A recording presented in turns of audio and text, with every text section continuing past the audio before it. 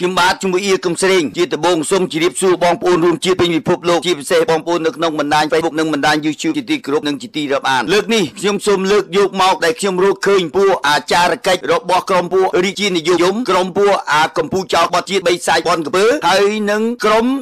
ជំតិតក្តិតកាប់មុខហើយគូសំរាំងស៊ីជាក្រុមរបស់រាជានិយមហើយដូចជាពួកអានឹងបន្លំខ្លួនដើម្បីមកឆ្លៀតឱកាសពេលហ្នឹងយកមកជេរខ្ញុំឥឡូវហ្នឹងបានន័យថាខ្ញុំបានរកឃើញគេហៅថាពួកខ្មាំងដ៏ពិតប្រាកដដែលវាលេចមុខបើកកន្ទុយហើយចំណុចអស់ហ្នឹងខ្ញុំចង់ជម្រាបបងប្អូនរួមជាតិទាំងអស់ឲ្យយល់ពីបញ្ហាក្នុងលក្ខណៈក្រុមពួកកម្ពុជាចោលក្បត់ជាតិអស់ហ្នឹងឥឡូវនេះយើងទៅចែកឲ្យច្បាស់លាស់បងប្អូនតែងតែប្រើពាក្យទៅថាឲ្យខ្ញុំប្រើពាក្យសំរុំសុំទោសបងប្អូនទាំងអស់ខ្ញុំមិនអាចប្រើពាក្យសំរុំជាមួយនឹងជនក្បត់ជាតិជាពិសេសសម្បូរណាស់នៅក្នុងក្រុមបីសាច់រាជានិយមបល័យពូជសាសដែលចូលលើកតា4ដែលខ្ញុំបានបញ្ជាក់ហើយពួកអាហ្នឹងឥឡូវជាតិឱកាសហ្នឹងវាដើម្បីវាចង់គំតិចខ្ញុំដូចជាវាយកឈ្មោះសំរាំងស៊ីរអើគូតហ្នឹងយកមកថាវាជាអ្នកសង្គ្រោះជាតិចាំខ្ញុំនឹងវេកញែកឆ្លុះបញ្ជាក់បង្ហាញឲ្យបងប្អូនឲ្យបានច្បាស់លាស់យើងទៅដឹងថាបងប្អូនសូមឲ្យបងប្អូនត្រឡប់ក្រោយត្រឡប់ពីឆ្នាំ1970ហេតុអីយើងបានជោគជ័យនៅក្នុងឆ្នាំ1970រួចទៅហើយយើងបានជោគជ័យហេតុអីបានយើងជួបនៅភាពបរាជ័យនឹងមកវិញក៏ដោយសារអីជាចំណុចដែលសំខាន់ហ្នឹងគឺដោយសារពីបញ្ហាជំនឿជឿទៅលើបីសាច់ស៊ីអនុដែលទាញមកនៅភាពវិនាសមហន្តរាយបាត់បង់ទឹកដីរងទុក្ខវេទនាប្រជាពលរដ្ឋត្រូវគេសម្លាប់បង្កសង្គ្រាមបញ្ហាដែលកើតឡើងគឺបណ្ដាលមកពីបីសាច់ស៊ីអនុដូច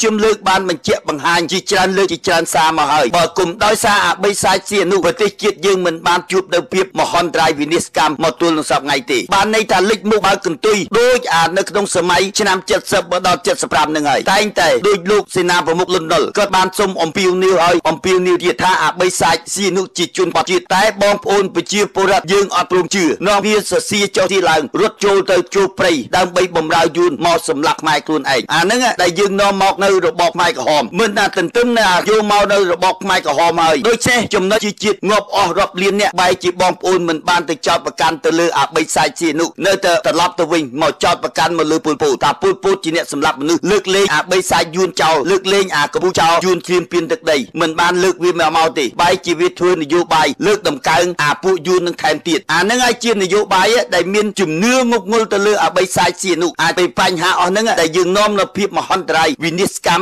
ធ្វើឲ្យប្រទេសជាតិយើងបាត់បង់ទឹកដីរងទុក្ខវេទនាប្រជាពលរដ្ឋត្រូវការចំណាក់ចោលស្រុកចោលបងចោលប្អូនបាត់បង់ទឹកដីបាត់បង់កត់ត្រល់ព្រំដែនកាន់តែគេមករន្ធើនបញ្ចូលមកថែមទៀតចំណុចហ្នឹងដែលសបញ្ជាក់បង្ហាញឲ្យឃើញច្បាស់ថាក្រុមកម្ពុជាចោលជាពិសេសបីសាច់ស៊ីអនុហ្នឹងឥឡូវហ្នឹងនៅក្នុងដែលភាពដែលជំនឿទៅលើបីសាច់ស៊ីអនុហ្នឹងហើយដែលនាំមកវិនិច្ឆ័យមហន្តរាយមកទល់នឹងសប្តាហ៍ថ្ងៃអ្នកដែលនិយាយថាគុំបានដោយសារស្ដេចបានយើងបានជោគជ័យកន្លែងហ្នឹងហើយដែលពួក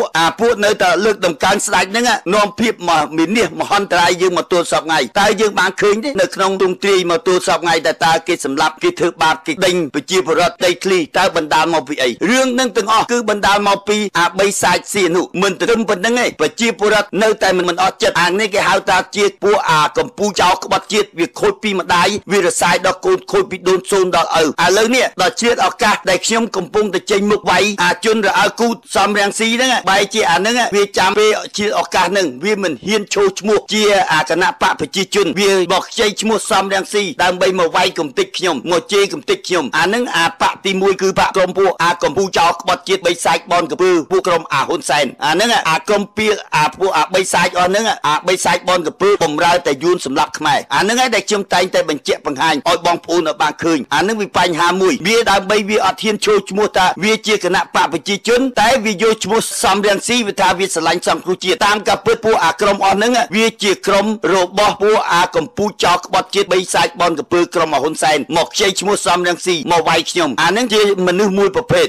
ទី2សម្បូរបំផុតគឺរាជានិយមបល័យពូជសាសពួកស្ដេចស៊ីអនុបីសាច់ស៊ីអនុដែលជាឃាតករនាំវិនិច្ឆ័យកម្មមហន្តរាយមកដល់ស្រុកខ្មែរតែវាមិនហ៊ានចូលទៅលើក្នុងទស្សនៈស្ដេចវាខ្ចីឈ្មោះសំរាំងស៊ីយកមកវាយខ្ញុំពីព្រោះហេតុអីពីព្រោះសំរាំងស៊ីគោបំណងសំរាំងស៊ីហ្នឹងមិនយកខ្មែរណាធ្វើជាសត្រូវដូច្នេះចំណុចហ្នឹងហើយតែវាចូលទៅលើសំរាំងស៊ីតែវាមិនដែលចូលតំណាងទៅលើបញ្ហាសង្គ្រោះជាតិនោះទេបើសង្គ្រោះជាតិយើងមើលឃើញភាពមហន្តរាយភាពវិនិច្ឆ័យកម្មយើងមិនអាចយកសង្គ្រោះជាតិយកទៅចោះចូលទេដូច្នេះជាតិឱកាសពេលហ្នឹងវាចាប់ចំណុចវិរឿងនយោបាយមិនបានតែវាតែងតែប្រើពាក្យថាខ្ញុំហ្នឹងជាជេរពាក្យអសរោះដែលអ្នកនយោបាយជេរដោយភាពអស សរោះខ្ញុំបានបញ្ជាក់បង្ហាញប្រាប់ឲ្យបានច្បាស់លាស់ពីរឿងថាខ្ញុំជេរខ្ញុំឈរទៅលើអ្នកវិភាគនយោបាយអ្នកការពារជាតិហើយនិងអ្នកគ្រប់គ្រងគណៈបកសង្គ្រោះជាតិក្រៅប្រព័ន្ធពីព្រោះខ្ញុំអត់មាននៅក្នុងប្រព័ន្ធទេខ្ញុំអាចជេរគ្រប់បំណែកបានទាំងអស់ហើយខ្ញុំក៏មិនមែនជាមេបកណាមួយផ្នែកខាងនយោបាយណាមួយដូចជាអ្វីដែលខ្ញុំមានចូលទៅលើភាពឯករាជ្យមួយខ្ញុំអាចជេរបានគ្រប់បំណែកទាំងអស់ជេរគ្រប់ពួកអាកម្ពុជាចៅក្បត់បីសាច់បនកំពើពួកអាកម្ពុជារាជានិយមបល័យពូជសាសហើយជាពិសេសជាមួយនឹងអាជនរអើគូតសំរងស៊ីដែលនាំយកសង្គ្រោះជាតិចុះចូលអាពីបញ្ហាហ្នឹងដែលបានហៅថាចុះបញ្ជាក់បង្ហាញឲ្យឃើញហៅថាក្រុមពួកអាកម្ពុជាចៅក្បត់ជាតិដែលរួមចំណែកដូចជាមានប្រមាណអ្នកដែលខ្ញុំនឹងរៀបរាប់នៅក្នុងបណ្ដាញ Facebook ដូចឲ្យបងប្អូនរហូតទៅដល់អាកម្ពុជាចៅក្បត់ជាតិដូចជាអាក្មេងៗមួយចំនួននៅកូរ៉េដែលវាងប់ងល់ទៅលើអាពួកអារាជានិយមពេលជាតិឱកាសហ្នឹងអាពួកដែលអាជនក្បត់ជាតិដែលរត់ទៅធ្វើការនៅកូរ៉េហ្នឹងដែលគ្រប់គ្រងពួកអារាជានិយមសិតតាពួកអាក្បត់ជាតិបំផ្លាញជាតិបំផ្លាញប្រទេសជាតិអាចចំណុចអស់ហ្នឹងហើយដែលធ្វើឲ្យសង្គមជាតិយើងជួបនៅភាពមហន្តរាយខ្ញុំនឹងរាយរាប់ពួកអាក្មេងដែលនៅកូរ៉េមួយចំនួនសិតតាជាអាក្រុមកម្ពុជាចៅក្បត់ជាតិបីសាច់អស់ហ្នឹងដែលវាឥឡូវវាចេញមុខមកបញ្ជាក់បង្ហាញហើយតើវាចេញឈ្មោះសង្គ្រោះជាតិដើម្បីវាយខ្ញុំបានបញ្ជាក់បង្ហាញប្រាប់ឲ្យច្បាស់លើហើយដូចជាយើងទៅមើលឃើញឥឡូវនេះបានន័យថាអ្វីក៏ដោយពួកនឹងចង់កំទេចខ្ញុំចេញតែខ្ញុំបានប្រាប់អ្នកឯងឲ្យច្បាស់លើខ្ញុំអ្នកឯងចង់កំទេចខ្ញុំវាអត់បញ្ហាទេតែខ្ញុំមិនងាយនឹងចោះចាញ់អ្នកឯងទេនេះជាអាកម្ពុជាចៅក្បត់ជាតិសម្រាប់អៀកុំសេងគេហៅថាជាស្ដេចជេហើយក៏ជាស្ដេចថែមទៀតរាល់អ្នកពួកអាដេញខមមិននៅពីក្រោមហ្នឹងខ្ញុំនឹងបញ្ជាក់បង្ហាញឲ្យអ្នកឯងឲ្យច្បាស់លាស់ពីវិធីដែលអ្នកឯងខមមិនដូចម្នាក់ឯងចង់និយាយរហូតទៅដល់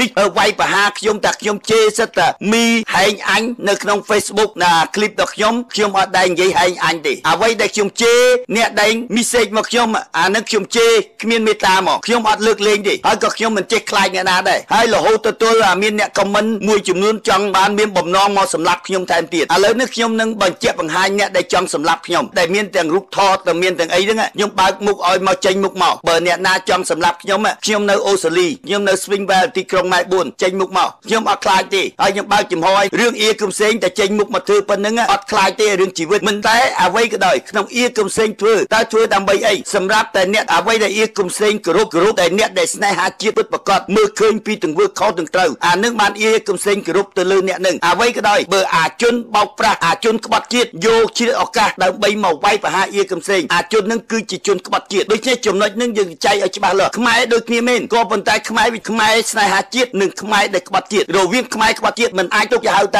ាជាមិត្តជាខ្មែរដ៏ពិតប្រាកដទេនេះជាខ្មែរដែលក្បត់ជាតិខ្លួនឯងសម្រាប់ប្រទេសជាតិខ្លួនឯងធ្វើឲ្យសង្គមជាតិជួបនៅភាពវិនិច្ឆ័យមហន្តរាយដោយសារពួកអាកម្ពុជាចៅក្បត់ជាតិវាខូចមកពីដូនតាវាធ្លាក់មកដល់កូនវាទៅបន្តទៀតឥឡូវនេះកុំឲ្យនិយាយថាដូចយីប៉េមួយដែលថាហេងសុកគេថាខូចតែក្មេងបានហើយកុំឲ្យដៀលដល់ឪពុកវាត្រូវរឿងខ្លះវាត្រូវដៀលដល់ឪពុកពីព្រោះបើមិនខូចពីម្ដាយវាមិនរសាយដល់កូនទេបើមិនខូចពីដូនសូនដល់ឪទេយើងនិយាយដូចអាកម្ពុជាអារ៉ានរិទ្ធហ្នឹងវាមកពីអីវាមកពីអាឪវាជាជនក្បត់ជាតិបានអារ៉ានរិទ្ធហ្នឹងបានវាខូចមកទល់សពថ្ងៃវាឃើញនាំប្រទេសជាតិជួបនៅភាពមហន្តរាយវិនិច្ឆ័យបាត់បង់ទឹកដីដោយសារអ្នកណាដោយសារពួកអាកម្ពុជាស្ដេចរាជានិយមនឹងទាំងអស់ហ្នឹងដែលនាំភាពវិនិច្ឆ័យមហន្តរាយបាត់បង់ទឹកដីមកទល់សពថ្ងៃរងទុក្ខវេទនាទាំងអស់ក៏ដោយសារអីដោយសារពួកអាកម្ពុជាស្ដេចរាជានិយមនឹងទាំងអស់ដែលនាំលើកដំកើងពួកអាក្រុមអាហ៊ុនសែនអាជនក្បត់ហ៊ុនសែនដែលវាទៅបំរើយួនសម្រាប់ខ្មែរហើយអារាជានិយមហ្នឹងសិតតែអារាជានិយមបល័យពូជសាសដូចជាហេតុអីបានវានាំគ្នាមកគ្រប់គ្រងទៅលើសំរងស៊ីចំណុចហ្នឹងហើយនៅក្នុងលក្ខណៈហ្នឹងដែលខ្ញុំចង់និយាយបញ្ជាក់ឲ្យលក្ខណៈគេហៅថាអ្នកដែលដើរតាមសំរងស៊ី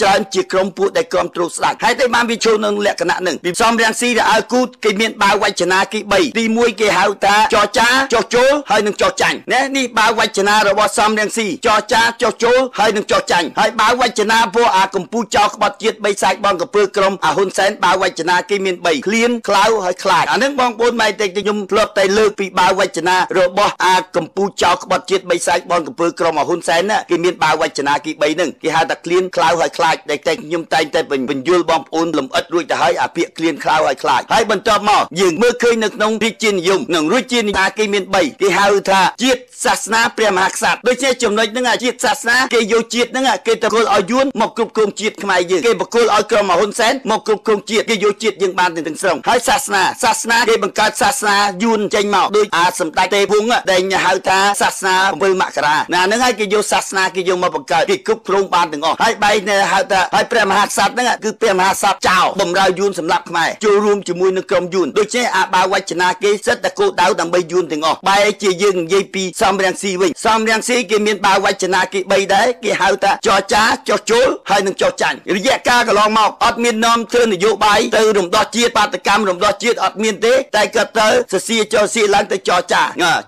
ាគេមិនព្រមចរចាត្រឹមត្រូវទៅសុំគេចោះចូលឥឡូវទៅចោះចូលនឹងកិច្ចសន្យានឹងការចោះចូលគេអត់យល់ព្រមទៀតឥឡូវនឹងទៅជាចោះចាញ់ដល់ពេលចោះចាញ់មិនបានហៅថានយោបាយចោះចាញ់ខ្ញុំនឹងចាក់ឲ្យបងប្អូនស្ដាប់ដូចតទៅបាទតែតាមនេះ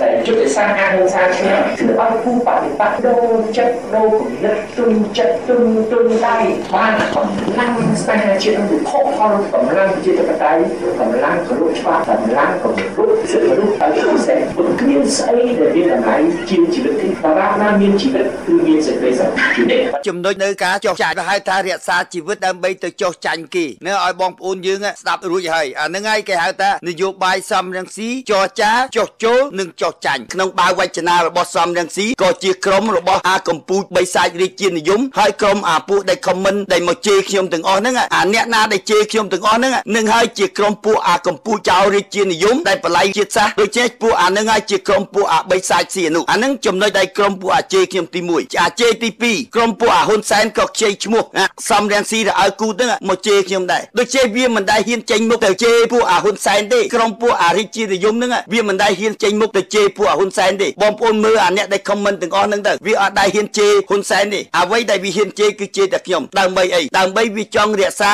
រាជបល្ល័ង្កឲ្យហើយទៅសហការជាមួយអាហ៊ុនសែនបំរើយួនសម្រាប់ខ្មែរចង់បញ្ចប់ខ្មែរយើងត្រូវងាប់ទាំងអស់អាហ្នឹងហើយជានយោបាយនៅក្នុងឆ្នាំ70ដល់មកដល់75ហ្នឹងហើយដែលខ្ញុំចង់ឆ្លុះបញ្ជាក់បង្ហាញឲ្យបងប្អូនមើលឃើញទាំងអស់ហើយសួរថាពួកហ្នឹងគេធ្វើដើម្បីអីគេធ្វើបានដើម្បីសេចក្តីសុខនៅក្នុងរាជានិវង្សានុវង្សមកគេមិនបានគិតឃើញដល់ប្រយោជន៍ប្រទេសជាតិដែលកំពុងតែលិចលង់បាត់បង់វិនិច្ឆ័យមហន្តរាយមកទល់សពថ្ងៃយើងគិតឃើញថាបណ្ដាលមកពីអ្នកណាសរុបទៅសេចក្តីទៅនឹងហើយដែលយើងឲ្យបានពិតប្រកបថាតើអ្នកណាស្រឡាញ់ជាតិដល់ពិតប្រកបហើយតើអ្នកណាដែលយកឈ្មោះស្រឡាញ់ជាតិទៅក្បត់ជាតិទៅវិញដូចជារវាងនៅពាក្យដែលគួរសមខ្ញុំចង់បានបញ្ជាក់ប្រាប់បងប្អូនឲ្យច្បាស់លាស់រវាងដែលសត្រូវមួយរវាងដែលជនក្បត់ជាតិមួយយើងមិនអាចប្រើពាក្យសមរម្យបានទេខ្ញុំជាមួយអៀកំស្រីមួយសូមទោសបងប្អូនទាំងអស់ត្រូវតែជេរជាដាច់ខាតមករឿងរវាងពួកអាកម្ពុជាចៅក្បត់ជាតិអាបីសាច់បហាជាតិអស់ហ្នឹងពួកអាកម្ពុជាអស់ហ្នឹងយើងមិនអាចលើកលែងបានទេបើហ្នឹងហើយដែលយើងមានតែជំហរជាតិមួយទេគឺងើបឡើងរំដោះជាតិគឺរំដោះជាតិឈរទៅលើបាតកម្មជាគោលកន្លែងហ្នឹងហើយដែលខ្ញុំតែងតែបញ្ជាក់បង្ហាញហើយឈរទៅក្នុងបាវចនាសង្គ្រោះជាតិវាមាន3ទី1គេហៅថាកសាងទី2គេហៅថាបំរើទី3គឺការពារបើយើងរំដោះជាតិបានយើងត្រូវការកសាងជាតិឲ្យមានភាពថ្លៃថ្នូរអានឹងយើងនិយាយក្នុងបាវចនា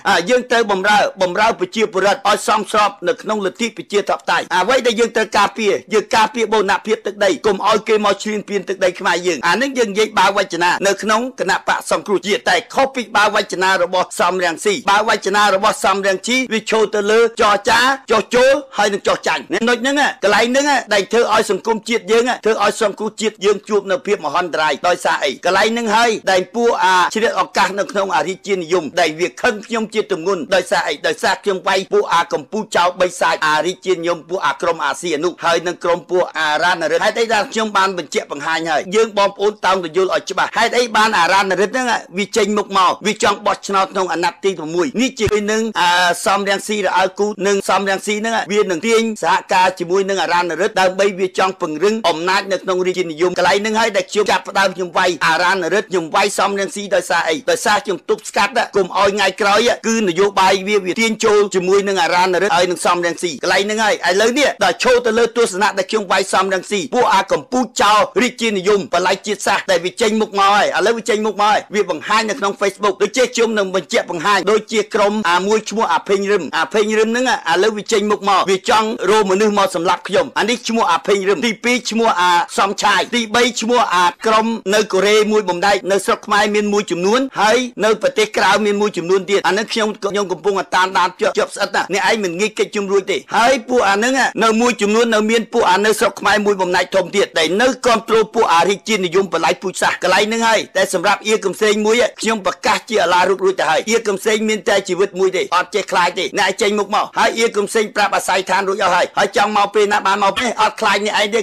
ពួកអាកម្ពុជាចោលក្បត់ជាតិអស់ហ្នឹងអានេះវាពូជវាខូចតាំងពីម្ដាយឬវារសាយដល់កូនខូចពីដូនសូនដល់ឪហើយកុំឲ្យមកយល់ថាទស្សនៈក្មេងក្មេងហ្នឹងហើយតែហៅថាជាក្មេងពីលសម្រាប់មនុស្សអត់ប្រព្រឹត្តភ្នែកទេដូចជាខ្ញុំអត់មានប្រើពាក្យសំរុំខ្ញុំប្រើពាក្យស សំរុំជាមួយដែលខ្មែរដែលពុតប្រកបខ្មែរដែលស្នេហាជាតិខ្មែរដែលស្រឡាញ់ជាតិអានឹងខ្ញុំគោរពនិងស្រឡាញ់តែខ្ញុំប្រឆាំងដាច់ខាតជាមួយនឹងអាខ្មែរក្បត់ជាតិអាខ្មែរក្បត់ជាតិគឺដាច់ខាតជាកំសែងអត់មានលើកលែងជាដាច់ខាតនេះខ្ញុំបញ្ជាក់ប្រាប់ឲ្យច្បាស់លាស់បើយើងនិយាយនៅក្នុងคลิปខ្ញុំនិយាយនៅក្នុងពាក្យខ្ញុំអត់ទាន់ជេរដល់មរាយទេតែបើ message ខ្ញុំជេរនៅក្នុង comment ខ្ញុំអត់មានលើកលែងទេខ្ញុំចូលដល់កំពូចមរាយមកអាកន្លែងហ្នឹងដែលខ្ញុំជេរវិធីខ្ញុំបានប្រកាសជាឡារឹកហើយខ្ញុំជាស្ដេចជេរហើយក៏ជេរស្ដេចដែរនេះខ្ញុំបញ្ជាក់ប្រាប់ឲ្យបងប្អូនឲ្យបានច្បាស់លាស់ហើយសួរថាអ្នកនយោបាយហេតុអីបានជេរអ្នកនយោបាយជិះពីដើមមិនដែលមានអ្នកនយោបាយជេរទេតែអ្នកនយោបាយជាកំសែងគឺចេញមុខជេរមកទាំងផ្នែកខាងនយោបាយទាំងផ្នែកខាងស្ដេចជេរដូច្នេះណាប្រវត្តិសាស្ត្រអត់ឲ្យមានទេមានតែកំសែងមួយដើម្បីឈោចេញជាប្រវត្តិសាស្ត្រនេះខ្ញុំបញ្ជាក់ប្រាប់អាកំពូចចោលក្បត់ជាតិបីសាច់បនកំពើក្រុមអារិទ្ធជានិយមមកខ្ចីឈ្មោះអាសំរងស៊ីដែលឲ្យគូតមកជេរកំសែងអ្នកឯងមិនបាច់ខ្ចីឈ្មោះសង្គ្រោះជាតិដើម្បីមកឈោតាខ្លួនឯងស្រឡាញ់សង្គ្រោះជាតិមកជេរខ្ញុំនេះខ្ញុំឆែករក comment ពួកហ្នឹងវាមិនដែលស្រឡាញ់សង្គ្រោះជាតិទេវាសិតតែឲ្យកុំតិចខ្ញុំចេញកំសែងទទួលបានទាំងអស់នេះខ្ញុំប្រាប់អ្នកឯងកំសែងទទួលបានទាំងអស់អត់ខ្លាចទេហើយចេញមកហើយជីវិតមានតែមួយទេចាំមកយកពេលណាយកពេលហ្នឹងមកយកទៅកំសែងទុកឲ្យតែអត់ខ្លាចអ្នកឯងទេហើយកុំឲ្យថាអ្នកឯងចង់កំតិចកំសែងចេញកំសែងមិនងាយចេញឲ្យអ្នកឯងដល់ងាយស្រួលទេរឿងចោះចាញ់អត់ចោះចាញ់ទេសុកចិត្តងាប់ដើម្បីភាពទឹកដីសុកចិត្តងាប់ដើម្បីរក្សានៅតម្លៃជាតិកំតិចពួកអាជនក្បត់ជាតិយកជាតិឱកាសមកបំពេញបំផ្លាញជាតិហើយអ្នកឯងមិនបាច់ប្រើនយោបាយរុញទូកបណ្ដោយទឹកមកជ័យសង្គ្រោះជាតិមកវាយកំសែងទេដូច្នេះខ្ញុំចង់បញ្ជាក់បងប្អូនឲ្យច្បាស់លាស់កុំឲ្យយល់ថាខ្មែរដូចគ្នាឆ្លុះគ្នាយើងមិនអាចចាត់ទុកថា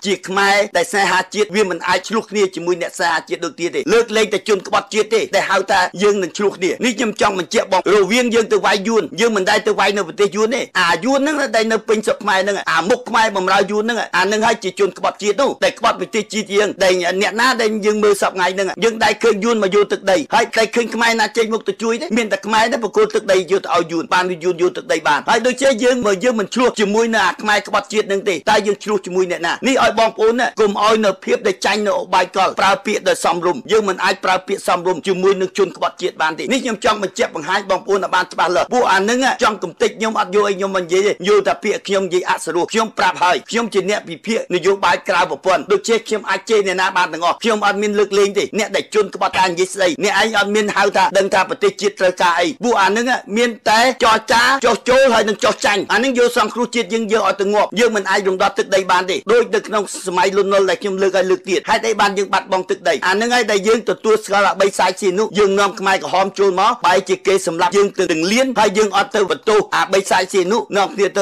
បន្ទោសពលពូទៅវិញហើយទៅលើកតម្លៃយួនថែមទៀត7មករាកន្លែងនឹងហើយដែលយើងបាត់កំសែងពីឥឡូវទៅមិនអាចលើកលែងក្រុមពួកអាកម្ពុជាចោលក្បត់ជាតិបានទេហើយនៅនឹងទស្សនៈអ្នកឯងមកចោលប្រកាន់ថាខ្ញុំនឹងបំរើហ៊ុនសែនបំរើយួនខ្ញុំមិនដឹងថាខ្ញុំទៅបំរើអ្នកណាផងខ្ញុំអត់មានលុយអត់បានលុយមកពីខាងណាផងហើយថាខ្ញុំទៅបំរើអ្នកណាហើយយួនតែឲ្យលុយខ្ញុំផងរឿងអីទៅថាខ្ញុំទៅបំរើនេះជាពួកអាជនក្បត់ជាតិអស់នឹងចាំមើលខ្ញុំលេងពួកអាភេងរឹមមួយអាសំឆាយ2ហើយនឹងអាខ្មែរអាឡៅកម្ពុជាហើយនឹងអាចាន់សក្តាក្រុមអាចាន់សក្តាហ្នឹងក្រុមវាហ្នឹងសិតតែក្រុមពួកចារកិច្ចយួនទាំងស្រុងដែលបំរើយួនសម្រាប់ខ្មែរក្រុមពួកអាហ្នឹងវាមិនដែលចេញមុខទៅជេរយួនទេទៅជេរអាហ៊ុនសែនទេវាចេញមុខមកវាជេរតែខ្ញុំវាមកដុំមកឥឡូវខ្ញុំចាប់បានហើយដូចជាបងប្អូនទៅចាំឲ្យច្បាស់លាស់កុំឲ្យយល់ថាក្មេងនេះក៏ចាស់ដូចជាសម្រាប់អាក្មេងហ្នឹងហើយដែលវាយកពួកអាក្មេងពីលយកមកចង់មកវាយខ្ញុំតែសម្រាប់កំសែងមួយទទួលបានទាំងអស់នេះខ្ញុំបញ្ជាក់បង្ហាញប្រាប់បងប្អូនឲ្យដឹងហើយកុំឲ្យយល់ច្រឡំកំសែងអត់ចេះខ្លាចទេដូចជាឲ្យបងប្អូនមើលទៅដែលជាឈ្មោះអាភេងរឹមអាសំឆាយសិតតែជាអាកម្ពុជាចោលក្បត់ជាតិនៅក្បត់ជាតិដែលឆ្លៀតឱកាសម